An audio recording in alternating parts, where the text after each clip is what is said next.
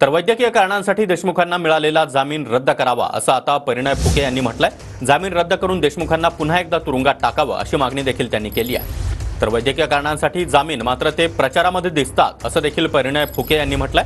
तर अनिल देशमुख नवीन स्टोरी लिहित आहेत अशी टीका संजय शिरसाट यांनी केली आहे।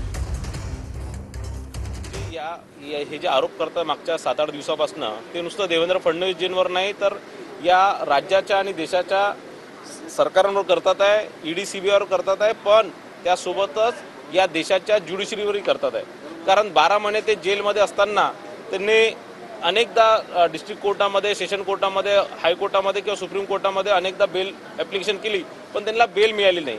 आणि आज मेडिकल ग्राउंड्सवर मिळालेली बेल आज जर ते या प्रकारचे फिरतात, आपण निवडणुकीमध्ये बघितलं ते फिरतात आहे। माझी या माध्यमातून मागणी आहे की त्यांची बेल ती मेडिकल ग्राउंड्समध्ये मिळालेली बेल रद्द करावी आणि त्यांना परत जेलमध्ये पाठवावं। अनिल देशमुख आजकाल नवीन स्टोऱ्या लिहायला लागलेल्या आहे। जेलमधून सुटून किती दिवस झाले, आज काय त्याला रोज स्वप्न पडतं, रोज सकाळी काहीतरी बोलतोय।